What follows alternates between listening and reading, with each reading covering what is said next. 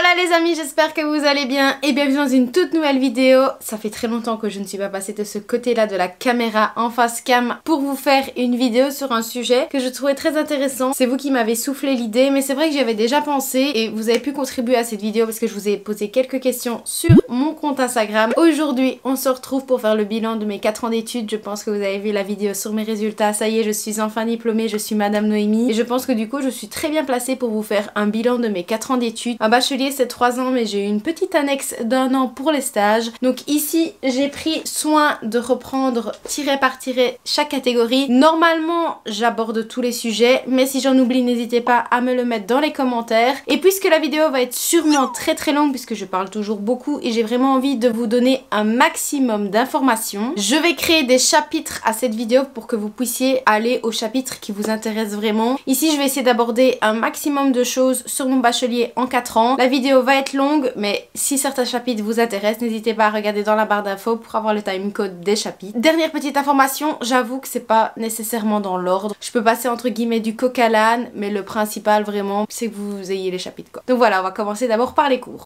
Alors les cours, je vais d'abord vous parler des cours globalement et ensuite plus ou moins des cours par année. Il y a 3 ans dans le bachelier d'institutrice préscolaire. Il y a 3 ans et les cours sont majoritairement les mêmes, mais la matière évolue. En gros, c'est un peu crescendo. Donc au niveau des matières, vous avez maths, français, sciences, histoire. Vous n'avez pas de langue, il n'y a pas de langue dans le bachelier d'instit. On a des cours d'informatique, on a des cours de pédagogie, on a des cours en fait sur être enseignant, le métier d'enseignant et aussi c'est des cours où l'on va apprendre ce qu'on doit exercer en tant qu'institutrice en stage, ce à quoi on doit être attentif. On a des cours aussi de religion, de formation historique et géographique, enfin bref. En fait, tous les cours sont adaptés pour les maternelles. En dehors des cours généraux qui sont vraiment les cours les plus importants, c'est-à-dire les cours de péda ou les cours d'APC, etc.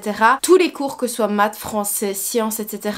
Tout est adapté au niveau des enfants. C'est-à-dire que vous n'allez pas faire du tout les matières que vous avez vues en secondaire ou pendant votre bac en France. Vous allez voir toutes les matières adaptées aux enfants. C'est-à-dire qu'en mathématiques, vous allez apprendre aux enfants à connaître la litanie, à découvrir les solides et les figures, à voir les grandeurs. Vous allez voir vraiment les matières spécifiques pour les enfants. Dans vos cours, toutes les matières que vous allez voir des activités, de la théorie. La théorie parce qu'il faut quand même utiliser les bons termes et savoir bien les employer. Mais au niveau des activités que vous allez voir, c'est vraiment des activités que vous pouvez reproduire en stage. Donc par exemple, si vous voyez les grandeurs, qu'est-ce qui est plus haut, plus petit, etc. Ou que vous voyez les poids et les masses, ce que vous allez voir en cours va pouvoir être reproduit en stage. Donc je trouve que c'est vraiment très bien. Religion, pareil, vous allez avoir plein d'exercices, vous allez avoir... Après, voilà, middle pour certains cours, mais ça je reviendrai après dessus. Et par contre en français, c'est partagé en deux. Soit, ah oui, il y a maîtrise de la langue française aussi. Soit vous avez aussi des activités sur ce que vous pouvez reproduire avec les enfants en stage. Soit vous avez de la matière plus français pour que les enseignants comme nous puissions parler correctement français, écrire correctement et ne pas faire de fautes. En gros, c'est vraiment divisé en deux ce cours-là. Mais vraiment majoritairement, tous les cours que vous voyez sont des cours adaptés pour les enfants ou pour votre futur métier d'enseignant, votre personne enseignante. C'est absolument pas des cours qui ressemblent à ceux que vous avez déjà connus auparavant. Donc ça, je voulais l'aborder parce que je trouvais ça quand même super intéressant. Tout ce que vous voyez, c'est pour les enfants et ça peut déjà être une bonne source d'idées d'activités. Il y a des activités que vous allez pouvoir même tester en classe, que vous allez pouvoir reproduire. Donc ça, c'est vraiment tout bénef. Ensuite, pour refaire un retour en arrière, j'ai été une année à Champion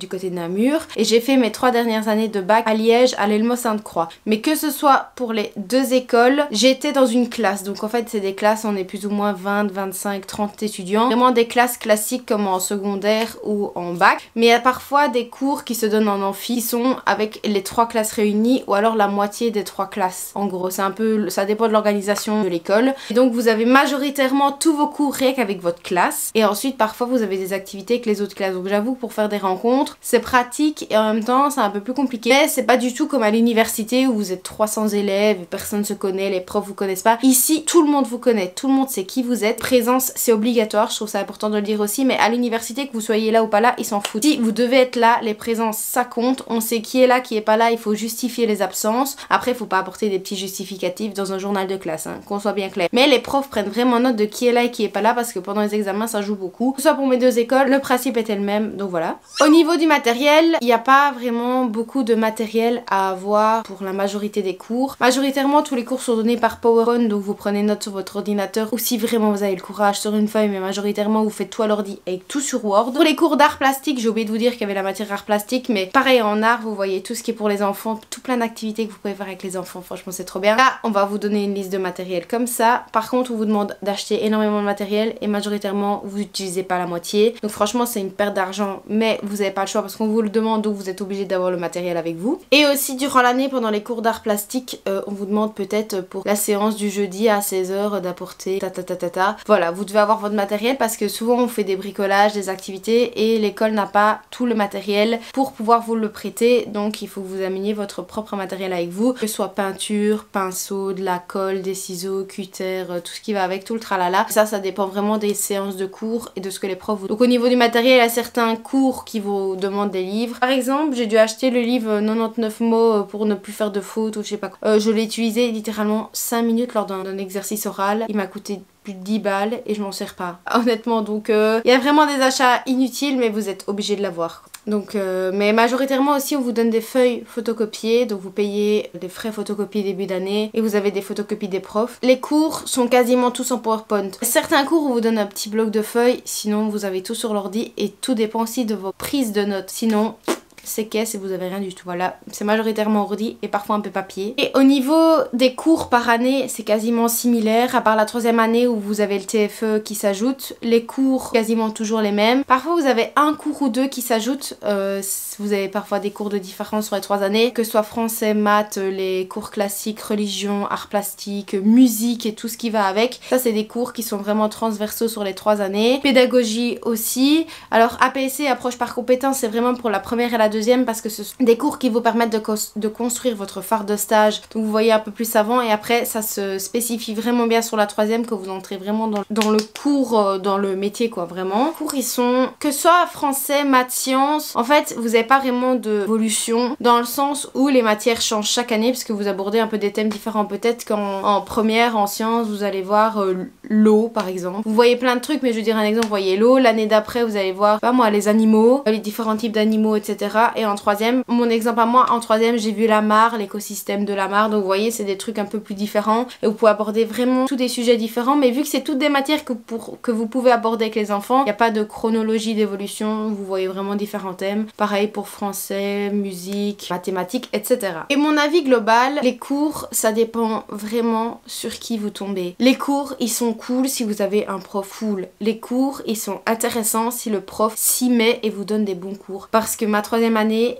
vraiment que dalle. J'ai rien vu en maths, j'ai rien vu en français, j'ai quasiment rien vu en sciences. Religion, j'ai rien vu non plus. Formation géographique, j'ai rien vu. En fait, honnêtement, ma 3e, à part les cours de pédas super généraux, en plus il y a eu le Covid, donc ça a été encore plus la merde, mais vraiment, j'ai dû tout apprendre par moi-même grâce à Pinterest, des sites internet et tout ce que vous voulez, parce que vraiment en cours, j'ai vraiment rien appris. En première, 2e, c'était quand même beaucoup plus intéressant, c'était beaucoup plus dynamique et vraiment, ça nous permettait d'avoir des bases pour apporter des activités en stage. Ça c'était vraiment cool, mais vraiment à la 3e, rien du tout à ce niveau-là. Les cours, franchement, je les aimais bien. Les cours d'art plastique, c'était vraiment chiant d'apporter énormément de matériel parfois pour pas s'en servir. Et c'est vraiment pelant de devoir payer du matériel que vous utilisez pas. Parce que finalement, ça fait vraiment un trou et ces études-là coûtent super cher, mais j'aborderai l'argent après. Mais vraiment, c'est des études qui coûtent super cher. Donc quand vous rajoutez un peu tout ce qu'on vous demande au fur et à mesure, franchement, c'est un peu une perte d'argent. Pour certains cours, c'est vraiment super nul, ultra barbant. D'autres sont vraiment super chouettes, mais ça dépend vraiment des profs et sur qui vous tombez. Après, est-ce que les cours sont durs ou pas? Pas vraiment. Oui et non, ça dépend vraiment des matières. Les cours vraiment spécifiques, enseignants, pédas, ça n'en parlons même pas, j'en ai pleuré, donc c'est pour vous dire à quel point ils sont compliqués. Par contre pour les maths français, en fait, quand vous avez compris le système, vu que c'est des cours que vous avez donnés aux enfants, à part tout ce qui est théorie sur qu'est-ce que la litanie des nombres, qu'est-ce que le dénombrement, etc.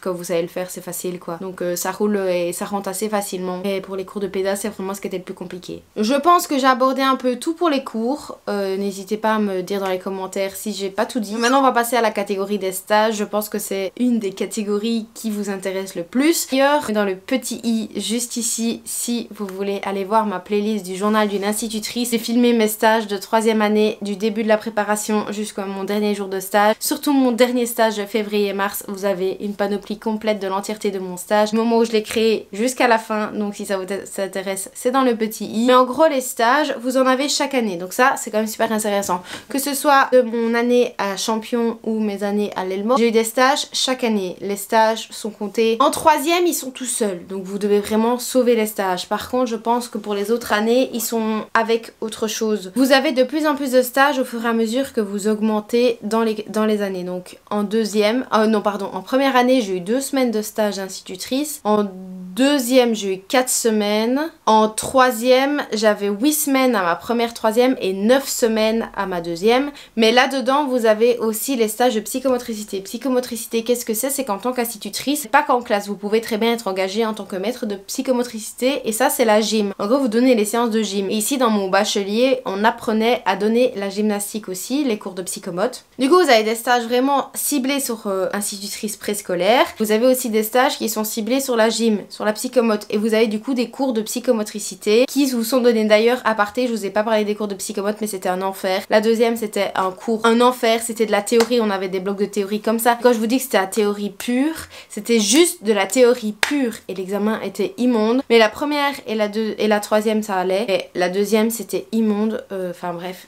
La psychomote, ça a dégoûté plus d'un. Mais vraiment, en 3e, vous avez vraiment un stage ciblé sur la psychomote où vous n'avez que la gym a donné pendant 2 semaines, pendant 26 périodes. Donc si 50 minutes ça vaut une période, donc vous avez 26 périodes où vous devez donner 26 fois 50 minutes en gros. Donc vous avez un stage vraiment ciblé sur ça et c'est ce qui vous permet vraiment soit de détester, soit d'adorer. Honnêtement ici ça a été soit tout le monde adorait, soit tout le monde détestait. Mais il y avait vraiment les deux opposés, mais il n'y avait pas j'aimais bien mais machin, non. Vraiment ça vous permettait d'avoir 2 idées bien fixées. Tandis qu'en première et en 2e les cours de psychomote sont donnés en même temps que le stage. Quand vous faites votre stage d'institutrice, vous n'êtes pas en congé avec l'institutrice quand quand les élèves de sa classe sont psychomote. Vous donnez également la psychomote, donc ça vous met une charge de travail en plus. Et c'est ce qui dégoûte énormément des cours de psychomote parce qu'on doit s'occuper de ça en plus de notre stage d'instit qui nous prend vraiment toute notre capacité cérébrale. Donc c'est vraiment un peu une corvée qui est rajoutée. Et c'est pour ça que le stage de psychomote en 3e, on avait même demandé l'année passée pour qu'il soit mis en 2e parce qu'il fallait vraiment rebooster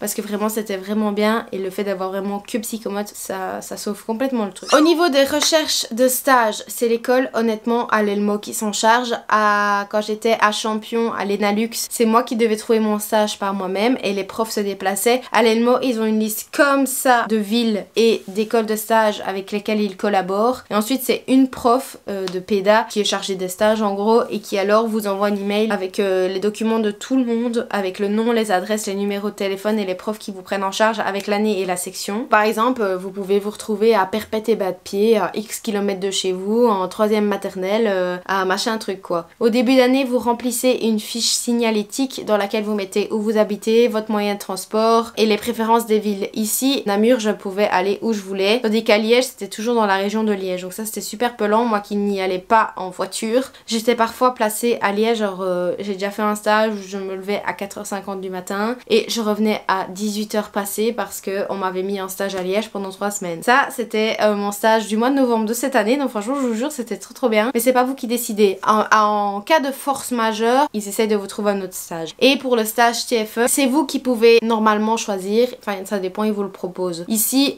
pour mon premier stage TFE, en fonction de la durée des stages, comme je vous l'ai déjà dit, plus vous avancez dans votre bachelier, plus vous avez des périodes de stage. Donc ce qui est bien, c'est que en première, vous avez directement des stages, donc vous pouvez directement savoir si ça vous plaît ou non. Vous êtes vraiment en plein dedans, vous êtes vraiment lancé dans votre stage, vous allez pouvoir vraiment avoir une appréciation si oui ou non vous aimez les maternelles et ce métier. Par contre, vous pouvez pas faire toutes les sections en première. Mais ça c'est le problème, vous avez 2 semaines de stage et vous êtes juste dans une section. Parfois c'est peut-être des classes transversales, accueil 1, 2, 3, 1, 2, 3 ou parfois vous avez 2, 3, 1, 2, ça dépend, ou juste 1, 2 ou 3 ou accueil, donc ça dépend où vous tombez. Si je dois donner mon avis sur les stages, franchement je trouve ça vraiment super cool de pouvoir avoir des stages dès la première parce que vous pouvez avoir un avis et être concrètement sur place et directement avoir de l'expérience. Après vous pouvez peut-être avoir peur en stage et ne pas vous sentir à l'aise parce que c'est le début. Honnêtement j'étais complètement paniquée, j'étais ultra renfermée, j'osais rien faire du tout et c'est vraiment à force d'être plongée en stage et d'avoir des expériences que que vous commencez à vous ouvrir, ce qui joue beaucoup, c'est les institutrices avec qui vous êtes. Soit elles sont ultra strictes, elles veulent que vous fassiez vraiment à leur manière et alors vous ne rentrez pas dans le moule, ça passe ou ça casse. Soit vous avez des institutrices incroyables qui vous laissent faire carte blanche, qui ne vous surveillent pas parce qu'il y en a, elles se mettent à leur bureau, elles vous regardent comme ça. Et il y en a, elles font complètement leur vie ailleurs et elles vous laissent avec les enfants. Et c'est vraiment, je trouve, à ce moment-là qu'on peut le plus s'épanouir. Mais les stages, c'est vraiment une très bonne chose d'en avoir. Par contre, on ne vous explique pas assez comment préparer votre stage et ça c'est vraiment le problème. Les profs, ils font semblant d'être là, vous vous débrouillez tout seul. Vous devez être autodidacte et autonome. Si vous n'êtes pas autodidacte et autonome et que vous cherchez pas par vous-même, c'est pas eux qui vont vous aider. Même en première, je suis arrivée en deuxième dans une nouvelle école, on m'a même pas épaulée, j'ai dû me débrouiller toute seule avec une nouvelle organisation. Ils ont autre chose à foutre que de vous aider alors qu'ils essaient de vous dire qu'ils sont là, que vous pouvez leur poser des questions, etc. Ça, c'est du pipeau en boîte. Vous devez apprendre par vous-même. Google est votre ami. Ma chaîne YouTube est votre ami. Enfin, vous devez vraiment apprendre par vous-même, que ce soit le fonctionnement et la construction d'une phare de stage. D'ailleurs, je ne l'ai pas dit, mais pour les stages, vous devez avoir une phare de stage qui est un peu votre journal de bord sur tout ce que vous allez réaliser pendant les stages. J'ai fait une vidéo complète sur les phares de stage, elle fait 40 minutes, elle est super longue, mais j'ai abordé tout ce qui doit apparaître dans la phare de stage. J'ai vraiment voulu faire une vidéo longue mais complète, donc elle est dans le petit si ça vous intéresse. Mais vous devez tenir à chaque fois une phare de stage complète en ordre et c'est un enfer de construire la phare de stage. Vous avez juste envie de vous pencher sur vos activités et vous devez vous occuper de plein de trucs à côté. Préparer un stage de 2 semaines, ça prend un mois et demi à tout va. Voilà. Plus ou moins, c'est le temps qu'il vous faut pour préparer un stage de 2 semaines. Imaginez comment j'ai stressé pour préparer un mois de stage en un mois et demi. Et en stage aussi, un dernier truc, en stage, vous ne vous arrêtez jamais. Tant que vous n'êtes pas le dernier jour, 4 h de l'après-midi. Vous ne vous arrêtez jamais. Vous faites des heures sup tous les soirs. Vous avez des activités, des prépas, des choses à modifier. Vous devez faire des feedbacks sur vos retours. Repenser à votre journée, voir ce que vous allez faire. Comment améliorer ce que vous avez prévu. Une activité n'a pas marché. Qu'est-ce que je fais? Demain j'ai un trou, j'ai plus d'activité. Je fais quoi? Vous ne vous arrêtez jamais. Et ça c'est vraiment super important de le savoir. Vous êtes constamment dans le bain. Constamment en train de penser stage tout le temps. Sauf si vraiment ça file super bien et qu'il a été extrêmement bien construit, mais institutrice, vous êtes constamment sur les chapeaux de roue, donc ça c'est un point ultra important. Les stages, ça vous prend une place et c'est extrêmement dur de gérer les stages et les cours parce que quand vous revenez de stage le vendredi, le lundi vous êtes en cours à 8 h assis sur une chaise pendant 8 heures. Donc vous ne déconnectez jamais, honnêtement, vous ne déconnectez jamais. Mais vous oubliez complètement les cours quand vous êtes en stage. Vous pensez stage, les profs le savent, vous pensez stage, et après vous devez vous remettre dans le moule des cours, vous allez être vidé. Vous allez dormir comme des bébés tous les soirs, ou alors vous allez manquer de sommeil parce que vous allez manquer de temps. Ça, c'est du vécu. Accrochez-vous parce que les stages, c'est vraiment quelque chose de très très gros. Abordons un autre sujet qui va être normalement assez court. Parlons horaire. Horaire de cours, horaire de stage. Horaire de cours, vous avez majoritairement des cours de 8h15, 8h30 à 18h. C'est des horaires fixes, j'ai envie de dire, au niveau des heures par jour. Compte, chaque jour et chaque semaine ne se ressemblent pas. Vous pouvez peut-être avoir 2 heures de péda, 2 heures de musique, 2 heures d'art, 2 heures de français et le mardi d'après, vous avez un horaire complètement différent. Vous avez en fait par quadrimestre tous vos cours par année qui sont organisés. Donc de mi-septembre jusqu'à décembre, vous avez toutes vos semaines avec tous les cours. Vous pouvez peut-être avoir un jeudi où vous n'avez pas de cours. Par contre le lendemain vous avez 8h 17h. Puis le lendemain vous avez 10h 15h. Majoritairement c'est des journées grosses de 8h. Mais il arrive que des fois vous finissiez plus tôt, absence d'un prof, ou peut-être que vous avez un trou fait dans votre horaire. Les horaires peuvent varier aussi. Si des profs peuvent remonter leurs heures, vous finissez plus tôt, vous commencez plus tard. Mais vous avez majoritairement, surtout en première, deuxième, des semaines ultra complètes, full 8h, 18h parfois, c'est 5 jours semaine. Vous devez consulter votre agenda tous les jours parce qu'il peut y avoir des changements et vous devez regarder vos locaux, les heures et avec quel prof et quelle matière vous avez parce que vous pouvez voir un peu ce que vous allez voir et ça vous permet un peu de vous remémorer les cours. C'est facilement dit, hein. Vous pensez vraiment que j'ouvrais mes cours? Non. Par contre ça m'aurait été vraiment bien utile de relire mes cours auparavant. Moi j'aurais pu me rendre compte que ah oui on avait vu ça parce que des fois je revenais en cours, je savais plus ce qu'on avait fait. Surtout quand vous revenez de stage. Après vous n'avez aucune envie d'ouvrir vos cours, je suis bien d'accord, mais c'est un conseil de Tata Noémie. Retenez-le bien. Et au niveau des cours, parfois vous avez des devoirs. Parfois ils vous demandent de faire un exercice pour le cours d'après. Vous relisez vos cours, vous faites vos synthèses, vous préparez votre phare de stage. Parce que vous devez préparer votre phare de stage en même temps que d'avoir cours. Donc vous n'arrêtez jamais. Être en études d'instit, c'est tout le temps. Tout le temps, vous n'avez pas de vacances. Vous perdez 3 semaines à préparer votre phare de stage au lieu de vous occuper de vos cours par exemple. Donc après, il faut récupérer toute la tonne de travail. Donc c'est vraiment une organisation précise qu'il faut avoir pour pouvoir suivre les cours, faire la phare de stage. Parce que souvent, même en cours, les gens font leur phare de stage. C'est pour vous dire à quel point ça prend du temps. Maintenant, on va parler des examens. Les examens, vous avez 2 périodes d'examen par année. Vous avez Noël et vous avez juin. À Noël, vous avez des examens sur le Q1. En juin, vous avez des examens sur le Q2. Et parfois, vous avez des cours qui sont de septembre jusqu'à juin et vous n'êtes évalué qu'en juin sur ces matières-là. Du coup, ça veut dire que parfois, vous êtes évalué de septembre jusqu'à juin. Donc, vous vous rappeliez de la matière que vous avez vue début d'année parce que vous devez tout rebrousser pour l'examen de juin. Je vous dis qu'il faut avoir un travail régulier, des synthèses complètes, des cours complets, vous remettre en ordre parce qu'il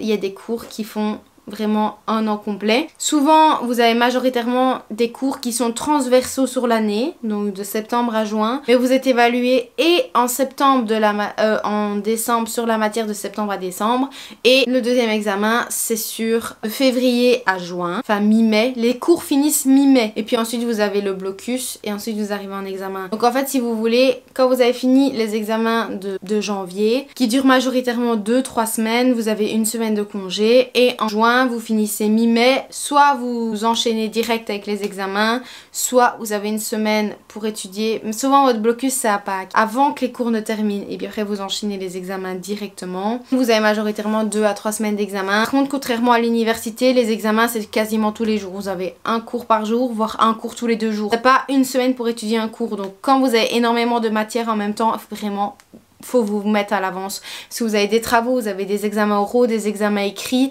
des travaux de groupe, donc il y a énormément de choses à faire en même temps, il faut arriver à gérer. Surtout en dernière année que vous avez en plus le TFE sur toute l'année, il faut réussir à gérer quoi, il faut vraiment bien s'organiser, il faut essayer de suivre en cours même si c'est très dur. Il faut essayer de suivre en cours, de comprendre et de poser des questions. Si vous comprenez pas, parce que si vous vous dites « Oh, je verrai ça plus tard », vous devez tout rattraper et que la prof ne revient pas sur la matière d'avant. Bonne chance pour trouver quelqu'un qui avait tout noté. Donc, vous avez les vacances de Noël de décembre. Donc les cours du premier quadri finissent le 20-22 décembre, un petit peu avant Noël. Et les examens commencent la 2e semaine de janvier. Vous avez 2 à 3 semaines de vacances en fait qui sont votre blocus. Le blocus c'est la période où vous étudiez. Et puis après vous avez de la 2e semaine de janvier jusqu'à la fin du mois de janvier en examen. Vous avez une semaine de congé et vous recommencez le Q2. Dans votre bulletin il sera mis, si imaginons français c'est évalué en janvier et en juin, vous aurez français Q1, français Q2 et parfois vous avez une partie des cours à repasser. Ça dépend des yeux encore comment c'est organisé. C'est gérable,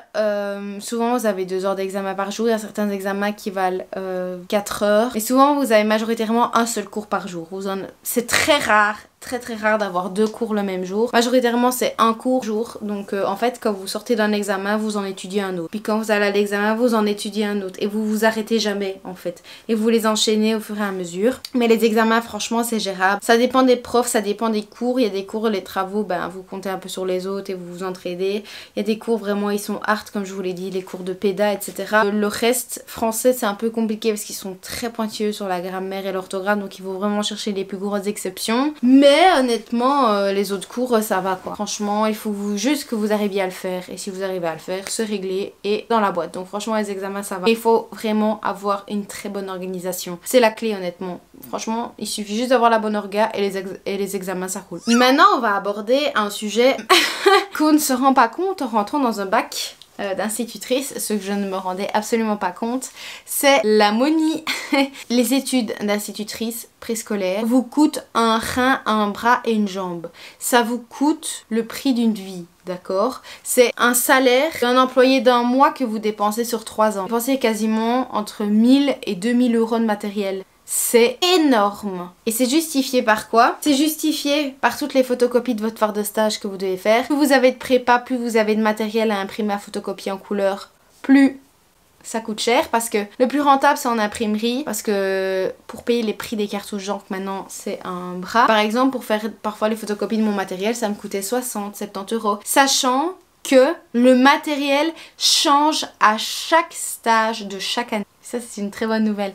À chaque stage, vous faites une compétence différente. Tiens, je ne l'ai pas dit, tiens. Je fais un peu des allers-retours, mais les stages, vous avez une compétence à travailler par stage. Par exemple, si vous avez suivi Journal des institutrices, mon dernier stage était en art plastique et en éveil au long. Vous pouvez avoir un stage sur le schéma corporel en psychomote. Vous pouvez avoir un stage sur les sciences, sur les états de l'eau. Vous pouvez être un stage en mathématiques sur les grandeurs. Vous avez une compétence à suivre et c'est un peu votre fil rouge de stage. Vous allez développer une grosse compétence et à côté vous allez faire plein d'autres petites activités. Donc ça veut dire que vu que vous changez à chaque fois, à chaque stage, votre matériel c'est pareil, il change. Vous vous dites pas que vous faites un matériel la première semaine de stage de votre bac 1 et que vous allez utiliser le même jusqu'à la fin, pas du tout. Vous pourrez le réutiliser si vous proposez les mêmes activités dans d'autres écoles et avec d'autres enfants, mais vous faites constamment des nouvelles choses, des nouvelles activités, vous testez plein de choses. Vous voulez des jeux de société, ça coûte un rein. Vinted c'est bien, mais ça coûte super cher aussi. Vous voulez acheter des albums de jeunesse, c'est 5 € les petits. Le mieux c'est de les avoir en cartonné en grand, c'est 17-18 € le livre. Le matériel, l'institutrice, ça coûte super cher. Ça dépend aussi si vous tombez sur des maîtres de stage qui vous prêtent énormément ou si vous devez tout avoir de vous.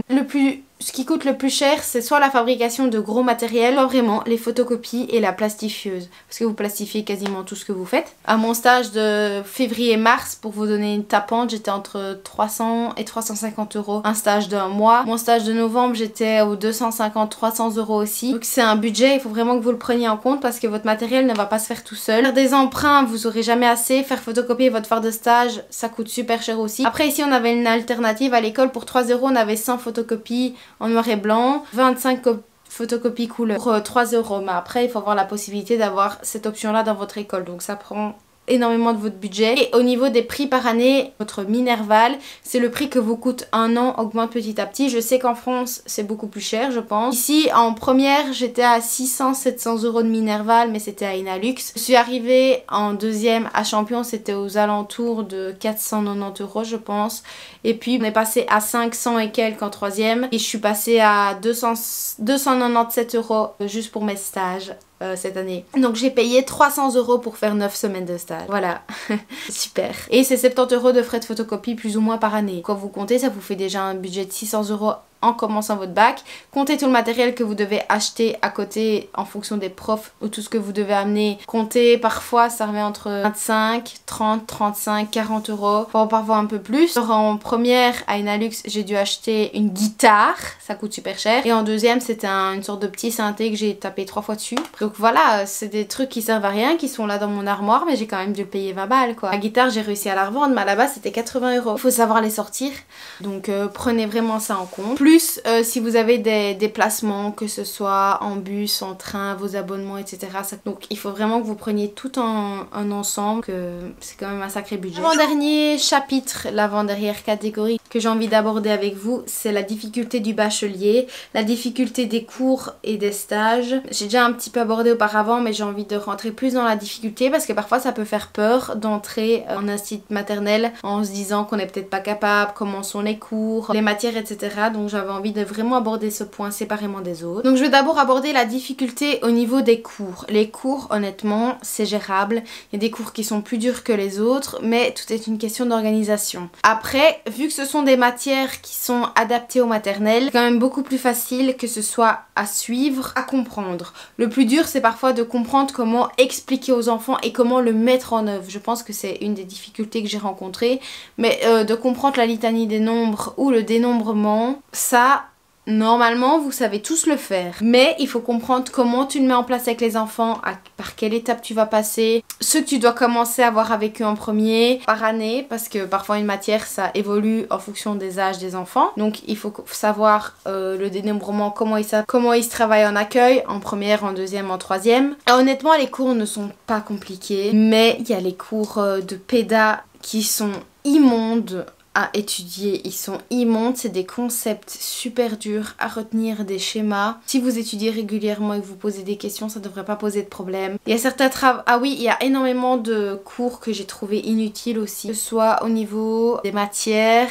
ou même des examens. Des cours aussi qui n'ont pas d'examen, ça je ne sais pas si je l'ai dit, mais il y a des cours qui n'ont pas d'examen aussi, ça dépend vraiment des professeurs et des matières. En soi, les années ne sont pas compliquées, les examens ne sont pas compliqués. Il y en a certains vraiment, que ce soit ceux de français ou les cours de péda, c'est les plus durs selon moi. Mais tout ce qui est art plastique, le cours de musique est compliqué aussi parce que vous devez chanter sur les bonnes notes et vous devez jouer d'un instrument de musique correctement parce que les profs de musique pensent que vous êtes les futurs superstars de The Voice et chantez parfaitement, vous devez avoir une belle voix, être sur les belles tonalités. Donc il y a des cours qui sont quand même un peu plus durs parce que c'est des nouvelles matières ou des nouvelles choses, mais après honnêtement ça va, honnêtement ça va, c'est pas on n'a pas des cours de briques comme ça, non, les plus gros cours c'est cette épaisseur là, il y a des schémas etc, donc ça franchement vous tracassez pas, les cours ne sont pas compliqués mais vraiment c'est du travail et de la compréhension, c'est ce qui fait vraiment tout le taf, mais les cours sont pas durs, les stages sont très courts. Par contre pourquoi? Parce qu'on pourra avoir déjà la peur d'entrer en stage, donc la peur de ne pas savoir faire, ça joue énormément sur le moral. Partir en stage en pleurs alors qu'on n'y a jamais été, c'est du vécu pour énormément d'étudiants. De stresser énormément, c'est une dose de stress, donc votre confiance en vous, soit elle chute, soit elle augmente. Et les stages c'est compliqué parce que vous êtes vraiment épaulé par les profs, créer des activités cohérentes, ça prend du temps de comprendre par quelles étapes on commence, on débute et comment vous augmentez au fur et à mesure pour augmenter la difficulté et les apprentissages. C'est compliqué de créer une phare de stage, de faire les recherches, d'avoir les bons mots, les bons termes et d'être assez renseigné sur le sujet, plus de comment le mettre en place en stage. Donc les stages c'est vraiment ce qui est le plus compliqué. Et pour parler du TFE, vous êtes tout seul pour le faire majoritairement, sauf si vous tombez sur un très bon promoteur, sinon vous vous débrouillez tout seul. Vous êtes dans le doute constamment et vous faites tout par vous-même. On vous donne un portfolio, voilà, il te faut ça, et tu te débrouilles toute seule ma grande. Surtout pour mettre tes activités en stage, vous vous débrouillez tout seul. Donc franchement c'est ce qui est vraiment le plus dur, c'est de se débrouiller solo. Je pense que ça a été ma plus grande difficulté, c'est d'avoir été complètement perdue et d'avoir été seule sur mon bateau. Mais sinon honnêtement le bac n'est pas compliqué, les études ne sont pas compliquées, mais c'est vraiment certains aspects qui jouent énormément sur votre bac et qui jouent énormément sur votre ressenti. Au niveau du temps de révision, ça dépend des cours, de votre façon de mémoriser les cours et de votre organisation. Si vous vous y prenez à l'avance, vous êtes chill. Si vous vous y prenez à la dernière minute, en fait vous pensez que vous êtes bien et en fait tout arrive d'un coup. Les profs ont l'art de tout vous donner en même temps. Vous n'avez rien pendant 3 semaines et d'un coup vous avez 1 milliard de trucs à faire. Donc vraiment soyez prévisible. C'est ça qu'on dit je pense. Enfin, préparez-vous quoi, organisez-vous bien. Et au niveau pour trouver les inspirations aussi, parce que ça on m'a posé une question quand j'ai fait ma story sur Instagram. On m'a demandé où est-ce que je trouvais mes idées d'activité. Mes idées d'activité, je les trouvais majoritairement sur Pinterest et sur les sites internet et sur les pages Instagram. Il y a plein de pages Instagram, je vais essayer de vous en passer ici quelques-unes, d'institutrices qui ont leur propre classe en fonction des sections. Elles mettent bien dans quelle section elles se trouvent et elles vous partagent toutes les activités qu'elles font avec leur classe. Parfois elles font Montessori, elles font Céline Alvarez, elles font le programme, enfin bref elles suivent un peu ce qu'elles préfèrent au niveau de leurs apprentissages et de comment elles veulent donner cours, mais elles partagent toutes leurs idées d'activité, leurs thèmes, comment faire, quel matériel il faut, donc vraiment c'est une mine d'idées. Et alors vous pouvez avoir une idée genre vous prenez une idée, vous pouvez la personnaliser pour faire une autre activité par exemple, donc ça c'est une mine d'or. Pinterest est votre meilleur ami, vous tapez ce que vous voulez dans la compétence, on vous sort une liste d'activités phénoménale. Pinterest, Instagram. Certaines institutrices ont un blog où elles partagent aussi leurs activités avec souvent parfois des PDF et les activités qui sont toutes faites, vous avez juste à imprimer, plastifier et découper. Donc ça, incroyable. Je trouve trop bien, c'est cadeau. Et je pense que je vais terminer cette vidéo, je pense avoir abordé tous les sujets du bac. Je pense. Si j'en ai oublié, commentaire dans la barre d'infos. Mais on va terminer par mon avis du bachelier, mon ressenti, comment j'ai vécu ces 4 années et qu'est-ce que j'ai pensé de ces études-là. Honnêtement, point positif, ça m'a aidé à me développer, à être moins renfermée sur moi-même, à oser, à expérimenter, à exprimer ma créativité, à m'organiser, à apprendre, à me relever, à toujours garder la tête haute et à ne jamais abandonner, même si tu en meurs d'envie. Ça m'a aidé à travailler sur moi-même. Je ne suis plus la même personne que celle celle que j'étais en commençant mon bachelier. J'ai énormément appris sur moi-même, énormément appris grâce aux enfants. Je me suis enrichie intellectuellement parce qu'il vous faut quand même une bonne culture générale pour parce que quand vous créez des activités, le dénombrement, vous ne savez pas ce que c'est. Après, vous apprenez ce que c'est, les étapes par lesquelles on passe pour l'apprendre. En fait, vous apprenez constamment plein de choses et vous apprenez plein de choses aux enfants. Et pour ne pas dire de bêtises aux enfants, vous devez vous enrichir vous-même avant. Donc, les points positifs, c'est que vous êtes constamment en recherche, vous êtes créatif, vous êtes spontané, vous pouvez être capable de rebondir des échecs ou des imprévus. Vous pouvez être autonome, vous pouvez gérer des enfants, vous grandissez en fait, vous apprenez à être autonome, soit dans vos cours parce que les profs vous poussent à être autonome, en même temps ils vous laissent pas le choix d'être autonome, mais vous apprenez énormément sur vous-même et vous grandissez énormément et vous osez, parce qu'il faut absolument oser en tant qu'institutrice, c'est ce qui a été vraiment le plus dur. Donc vraiment le point positif c'est que vous grandissez de ouf. Par contre dans les points négatifs, je trouve que les cours en fonction de certains profs sont extrêmement nuls à chier et qu'on a rien appris parfois. Dans certaines années, genre ma troisième ne m'a servi à rien au niveau des cours que je pouvais donner en maternelle sur les différentes matières, maths, français, etc. Je n'ai rien vu du tout et je trouve que ça a été vraiment du gâchis parce que j'ai fait des activités, j'ai fait des travaux de groupe sur des trucs, en fait c'était plus une corvée qu'un apprentissage parce que vous réalisez ce qu'on vous demande mais vous apprenez quasiment rien à côté. Donc vraiment gros regret sur la troisième, que ce soit au niveau de la gérance du TFE, j'ai été complètement abandonnée. Au niveau des stages, on voit que vous avez des difficultés, on vous donne entre guillemets des aides mais en fait finalement ça t'aide pas. Vos meilleurs amis c'est vos potes les gars, c'est les gens de votre classe. Posez des questions aux gens de votre classe parce que s'ils sont pas là, et ben vous êtes dans la merde. Franchement on a été entre guillemets toutes solidaires entre nous et heureusement on s'est aidés, on s'est donné des idées, on s'est soutenus. Et aussi en première, deuxième, souvent vous êtes plusieurs étudiants. En fait si vous voulez, vous avez une liste de différentes compétences. En troisième, vous pouvez choisir la compétence que vous voulez travailler. En première, deuxième, on vous dit tu vas faire ça. Tu n'as pas le choix. J'ai oublié de le préciser ça, mais tu n'as pas le choix de faire ce qu'on te demande. En première, si on te dit qu'à ton stage tu travailles le dénombrement, et ben ma grande, ton fil rouge c'est le dénombrement. C'est pas l'état de l'eau par exemple. C'est juste tu vas travailler majoritairement le dénombrement et à côté tu vas faire d'autres activités. Mais tu es obligé de travailler le dénombrement. Donc tu vas faire une recherche documentaire sur le dénombrement. C'est imposé. Donc soit c'est cool, soit c'est pas cool du tout. C'est cool dans un sens où tu peux aborder différents sujets que tu n'aurais pas testés. Et d'un côté, quand tu tombes sur une compétence de merde, genre quand on te donne le son en accueil, tu ne fais rien. Il y a des compétences qui sont immondes et qui devraient vraiment trier sur le tas. Et je trouve que les cours de bachelier en fonction des profs sont trop bien ou super nuls. Vraiment, c'est tout ou rien. Soit vous kiffez et les cours sont trop bien, soit vous vous emmerdez, vous faites chier et vous apprenez rien. Voilà. En gros, c'est dit, soit c'est bien, soit ça pue la merde. En vrai, voilà, pas de juste milieu en mode ouais le prof était pas sympa mais son cours était cool. Non, c'est soit t'as le package, soit t'as rien. En gros, voilà. Au niveau de mes ressentis, j'ai pas si bien vécu que ça mon bachelier parce que les profs, soit ils ne savent pas s'y prendre de la bonne manière, soit leur but c'est pas de t'aider, mais ils t'enfoncent de ouf. Et c'est dur de garder espoir, surtout en stage où on n'essaie pas vraiment de te soulever le positif et de te dire écoute tu pourras améliorer ça ou ça. Des fois on te rentre dans l'art, on te dit que tout ce que t'as fait c'est de la merde, que tes activités elles sont nulles, ton stage il est raté en gros. Et on te dit ça parfois au début de ton stage, ta phare de stage elle n'est pas bien faite parce que si votre phare de stage n'est pas bien faite c'est mort. Des fois ils sont immondes, au lieu de vous aider, ils sont vraiment immondes et ils peuvent vraiment dégoûter plus d'une personne à faire ces études-là. Mais vraiment, si vous voulez vous lancer dans les études d'institutrice préscolaire, il faut que ça soit une passion. Il faut que ça soit une passion de vouloir être en classe avec les enfants. C'est pas du bricolage, on donne pas des coloriages, on fait pas juste des petites pieuvres à la peinture. Non, on apprend des matières, on est enseignante, on est là pour leur apprendre les bases qui vont pouvoir leur permettent d'évoluer, de grandir. Ils vont vous voir plus que leurs propres parents en semaine. Vous êtes la personne référente de leur vie. Vous allez devoir apprendre à gérer les parents, à gérer les conflits, à gérer les pleurs, les maladies, les imprévus. Vous allez devoir gérer les problèmes familiaux parfois, les problèmes des enfants. Vous allez devoir gérer tout. Il n'y a pas que je donne ma matière et c'est tout.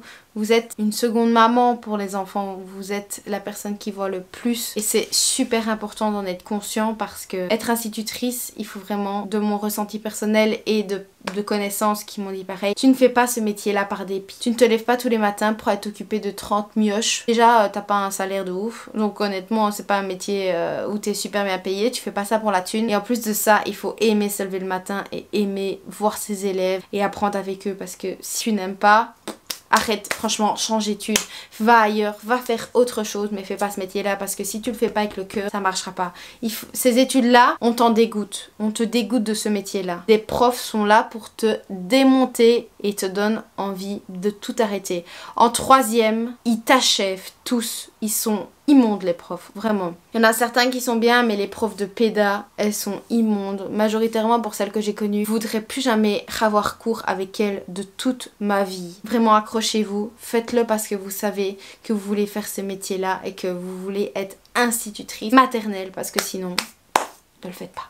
Donc voilà, on arrive à la fin de cette vidéo. Je pense avoir fait un bilan global de mes 4 années. Du moins, j'ai abordé toutes les facettes de ce que j'ai rencontré, des cours que j'ai eus, de mes expériences. Donc je pense avoir pu vous donner un maximum d'informations sur mes études et mon bachelier d'institutrice préscolaire. C'est Madame Noémie qui vous a parlé et qui vous a parlé de son expérience. Dans tous les cas, si vous avez des questions, je vous le redis encore une fois, mais ça se passe en commentaire. Si cette vidéo t'a plu, n'hésite pas à t'abonner parce qu'il faut faire grandir cette chaîne, les copains. On est de plus en plus, donc abonne-toi et t'active la cloche parce que je sors une vidéo tous les dimanches à 16h30 si tout se passe bien. Donc pour ne pas rater la sortie d'une nouvelle vidéo, tu t'abonnes. Si la vidéo t'a plu ou si tu as quelque chose à me demander ou peu importe, ça se passe dans la barre des commentaires.